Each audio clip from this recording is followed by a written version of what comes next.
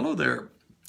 I'm Dr. Terry James Gingras, and this is Dr. G's ADHD Chat.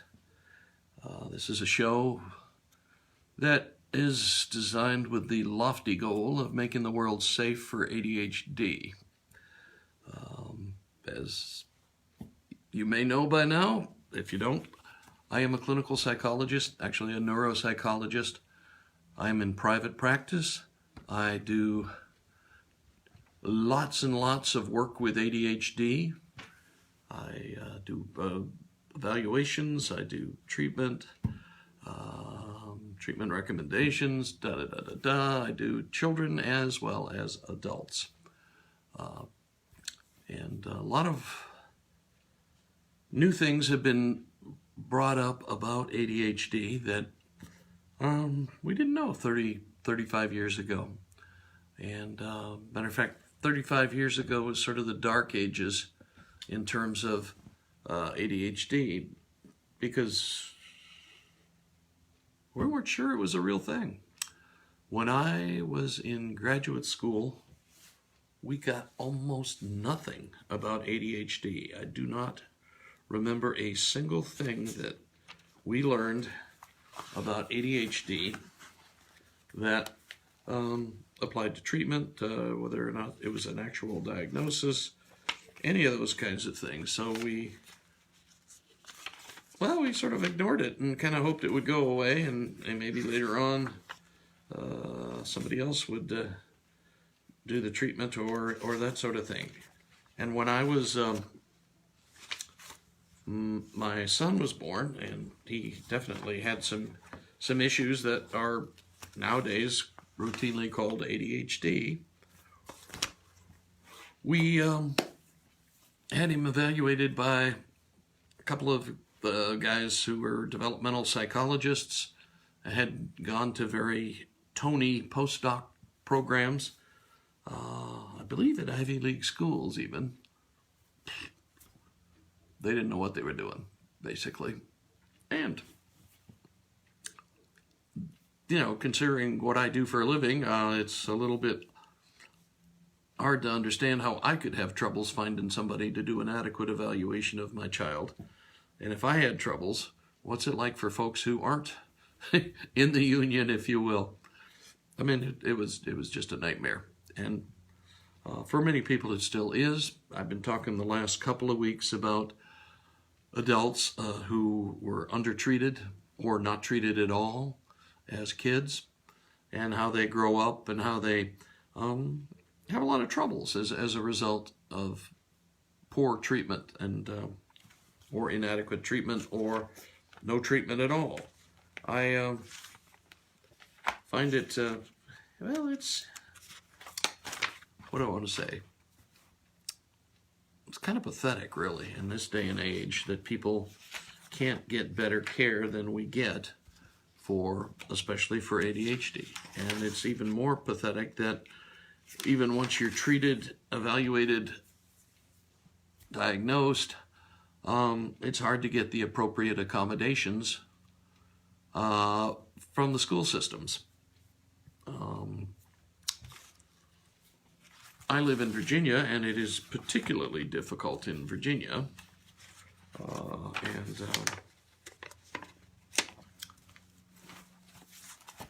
We just, it's just a struggle, shall we say, for parents of ADHD children.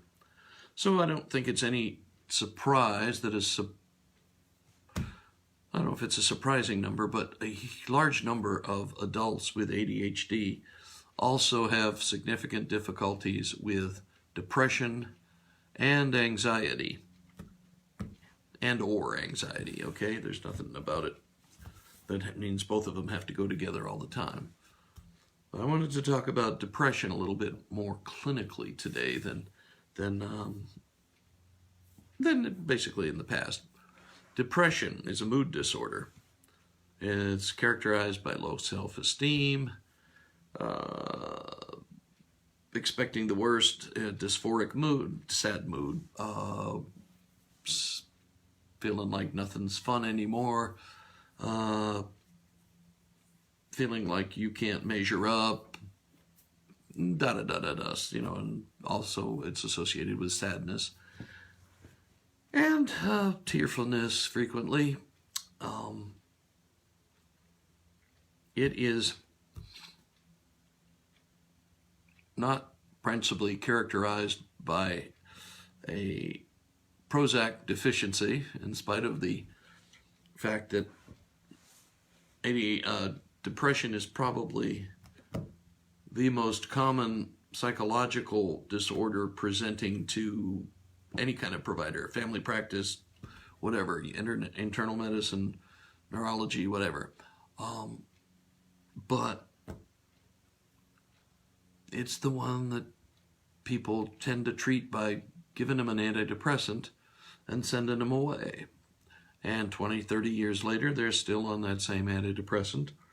And I've never been in therapy, have never really gotten so the depression improves or gets better, and that they continue taking the same pill. I find this pathetic, and well, it's not the way the system is supposed to run, okay? Depression, like all the major emotional disorders, is characterized by a thought process that is exaggerated or irrational or whatever you want to call it, but it results in chronic feelings of worthlessness and so on. The thought process, basically, when we're just hanging around the nurse's station or on breaks between patients, we call it hopeless, hapless, helpless. But basically it's the idea that things are terrible, they're always going to stay terrible, and there's nothing I can do to change that. Okay, that's the cognitive process that underlies depression. So if you give somebody, the result of that process is that your brain starts restricting the amount of Prozac it sends out there in the world. Not Prozac, I'm sorry. Serotonin. Sorry, that one of those jokes that you may not catch, but Prozac's a medication. It isn't a neurotransmitter. Serotonin is a neurotransmitter that's associated with feelings of satisfaction, I suppose would be the best way to put it. Anyway, so one of the interesting things is that your thought processes change the way your brain works. Okay? It's not the other way around. It's not like the brain chemistry changes for some miraculous reason and then you start thinking of all these bad negative thoughts. No, it works the other way around. And it's important to know that and believe it, because otherwise you can't fix it. Okay? There is no direct way to fix it. I mean, people are trying all this stuff with magnets and electrical this, that, or the other, and but basically you want to change the way you think about stuff if you want to get over your depression. And you think about ADHD people, and when they're kids particularly, and what a rough time they have in school, how hard it is to do all those things that you're supposed to be doing in school, especially now since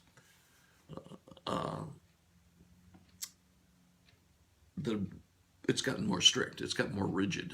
School systems are pushing harder and harder, mostly because they're worried about passing those SOLs at the end of the year.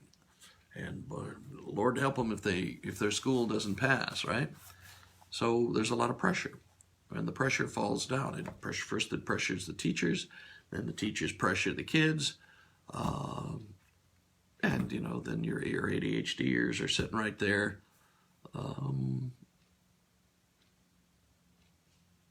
in a situation or in a system that isn't really designed for their brain or anybody else's brain for that matter. It's not the way brains work. pushing harder doesn't make you learn more. And, well, I could go on and on about that one. But depression, we'll stick to depression. Cognitive. And cognitive functions, how do you get a hold of those? How do you understand those? How do you learn what they are?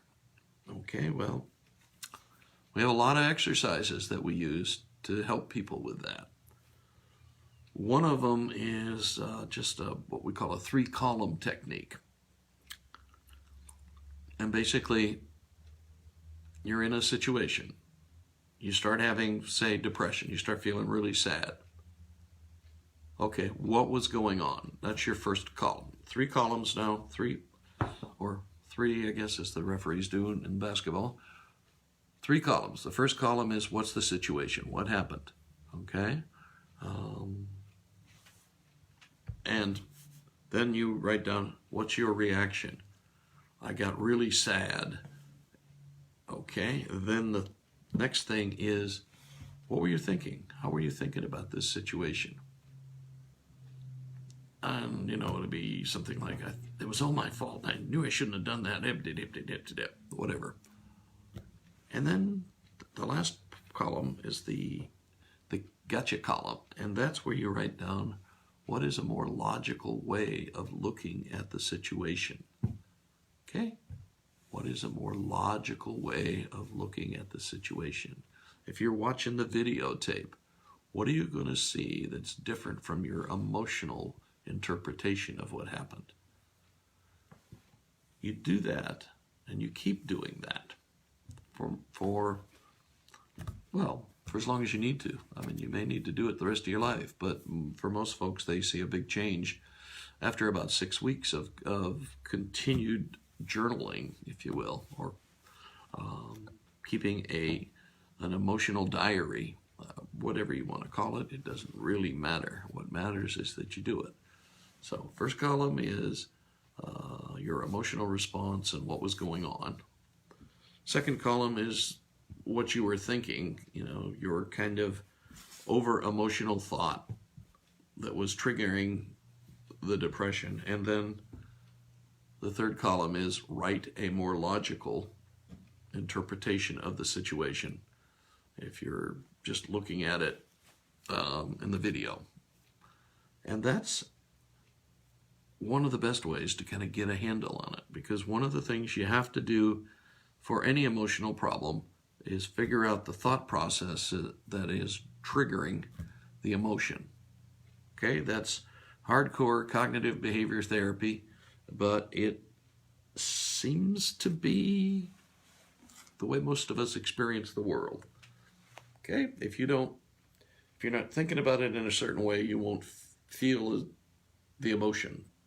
Okay, and we've all had situations like that. We've all had situations where on a bad day we would fall to pieces, and on a day when everything's been going well, we'll just blow it off, just laugh it off and keep going. But when you start getting depressed, every day is a bad day, and you are constantly digging yourself into a deeper and deeper hole. Most of the things people who are depressed do make the depression worse. Start having trouble sleeping, start waking up early in the morning, stop moving, stop getting any kind of exercise, just sit a lot, and stew about all the bad things that are going on in the world. And pretty soon your appetite goes away. Never had that experience myself, but it happens apparently. So your appetite goes away, you quit eating, you don't have any energy anymore. Your depression just gets worse and worse and worse. In all these things, I always tell folks, the number one rule is, no matter what kind of thing you're going through, be a good animal. Take care of the equipment. Get enough sleep. And sleep is not that tricky, honestly, okay? What you need to make sure of is that you set up a routine, a sleep hygiene routine. You have to get to bed at a certain time. You get up at a certain time. You do the same thing 7 days a week. Maybe on the weekends you sleep in a little longer, but you don't sleep till noon or 1 o'clock in the afternoon. Nah, you screw up your biorhythms if you do that. You sleep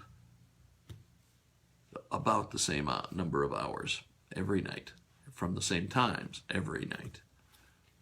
You have a routine so that you start to slow down towards the end of the day. You're not running around trying to get all kinds of stuff done at the last minute, dusting, vacuuming, picking up, all those kinds of things. You don't wait until the end of the day to do those, because then you're all jacked up when you try to go to bed and go to sleep. And recently we've gotten a lot of research on computer screens and other electronic device screens suggesting that the type of light they emit makes it harder for us to go to sleep. So, being screen-free for an hour or so before you go to bed is real important to making sure you get good sleep. And being relaxed and learning how to relax is really important. I don't think we'll have time today to get into that, but I will make a note to start doing some things about relaxation and how that works,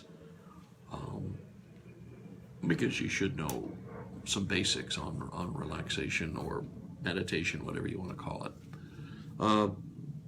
And that's, if you do the mind stuff, the cognitive stuff, you do the body stuff, sleeping, eating, getting enough exercise. And exercise is really important. Exercise is a vital thing for depression. By itself, exercise can help with what we would call a mild to moderate depression. It'll improve the symptoms as much as antidepressant medication. So it's important that you keep your body moving, keep it going. You don't have to run, but walking briskly, bicycling, kayaking, swimming, whatever you do, whatever you like to do, whatever comes naturally to you, is important for maintaining your mood. And so mind, body, and then knowing how to relax, how to calm down, is probably the third thing. And you got to understand, depression is about thinking there's something wrong with you. And ADHDers grow up with a lot of chances to start assuming that about themselves, especially if they're not treated, if they don't see the nice psychologist and learn that it's not their fault, that there's nothing wrong with them, but they've got a different kind of brain and they need to learn how to use it effectively. That's it, okay? Once you figure that out and can go along with that,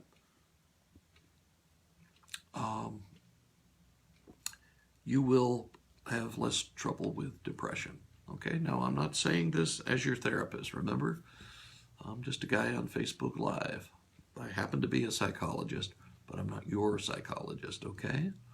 So you need to have your own treatment team where you live, people that you meet with and can discuss these issues in more detail. But I highly recommend, if you aren't doing it now, that you start doing some version of journaling. It is tremendously helpful, especially when things seem to be going wrong. It gives you some perspective. When you write it down, it backs you away from it. It's not like it's so immediate. And it's a very important thing. And then you start getting, and so that's a habit, then you start using the 3-column technique to get at your